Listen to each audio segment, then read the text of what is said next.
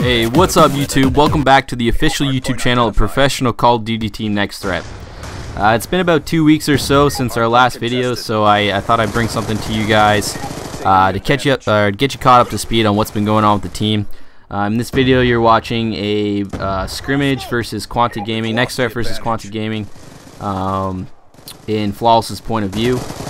And as you might have seen in the scoreboard previously there, the lineup for Nex-TT-hreat for this scrim was Vengeance, FLawLesS, CeNSoR, and Assassin. I'll get to that in a second. And then for Quantic, the lineup it's a newly formed lineup. It's NameLeSs, Saints, Complex, and Theory. So yeah, it's a scrim. Nonetheless, they got it off of FLawLesS from last night. He goes off in this match. But yeah, anyway, so to get what I'm gonna cover a few topics. We got a lot of things to cover actually. We are no longer a part of Pulse Esports, so Nex-TT-hreat is no longer known as Pulse Nex-TT-hreat. We are just Nex-TT-hreat. There was a few issues. We weren't going in the direction that Pulse wanted us to go, so they went elsewhere. But part of that was also because we were having a lot of roster issues. Mutation actually left the team for Curse. You know, so no ill will against Sean. We wish him nothing but the best of luck. You know, he was a part of the team for a long time. He won a national championship with the team in 2011 on Black Ops, and he is an amazing player. So best of luck to Sean. And also another issue we were having was FLawLesS is a Canadian, and Canadians cannot participate in the online qualifier for Anaheim, which is really it's really absurd, considering that, you know, Canadians were allowed to participate in the last qualifier for Dallas. You know, like Karma off of Frico, he's a Canadian, and Rambo from Envious is also Canadian. Probably two of the biggest names in Call of Duty right now, Rambo and Karma, in their own respective rights or whatever. But so yeah, for MLG to just, you know, come out and say that, you know, like within their rules anyway, that Canadians are not allowed to participate, it's really annoying, you know, because this online qualifier is huge. Pretty much, if you did not place top 8 at Dallas, you do not have a seed going into Anaheim. So unless you play in the online qualifiers, then you have to you go into the event and battle it out in the shitty open bracket, which is what we did in Dallas. And you know, the open bracket, it's a big hike, you know, getting out of that. You know, going in Anaheim, if we do have to go into the online, if we do have to go through the open bracket in Anaheim, it won't be as rough as it was in Dallas, because there was a lot of top teams in the open bracket at Dallas, as a lot of you may know. So for Anaheim, the open bracket won't be as treacherous, but still, anything can happen. Anything can happen, especially in this game. So you know, it'll be a long hike out of that. So anyway, that pretty much covers, you know, Mutation leaving the team and the whole thing with Pulse. So our current situation right now is, you know, so yeah, our current situation right now is we're a team of 3 looking for a 4th. So we have Vengeance, FLawLesS, and CeNSoR. They decided to stick with FLawLesS because he's a really good player. And the team feels more comfortable the team feels more comfortable with him on the team than, you know, looking for 2. A team as in, you know, Vengeance and CeNSoR. So you know, if they didn't stick with FLawLesS, it's hard to find 2 players. Whereas if you're a team of 3 looking for 1, it's much easier, and it's more appealing to a player that's looking for a team. Usually, you know, they look for a team of 3. So anyway, that leads me to what's going on right now. And so, like I said, they're scrimming with Assassin, as you can see in this video. Assassin was released from Fear after COD Championships. He played really well at COD Championships, so I don't see why Fear replaced him. I think it was something to do with the roles on the team, where they just felt like releasing Assassin would be more beneficial for them. They lost John after COD Champs, and then they released Assassin. So I think that was a big I think that was a big like surprise to the community. I know I was really surprised to see that Fear released Assassin, because Assassin's been with Fear since Call of Duty 4. He's been a top player since Call of Duty 4. He's an amazing player.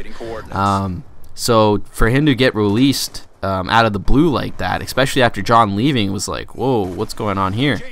But I guess Fear felt like it'd be better for them to pick up Pac-Man and Dito. That's who they ended up picking up. I haven't really been looking. I haven't like watched any of their scrims or anything since, but I guess it's working for them because Assassin's still a free agent.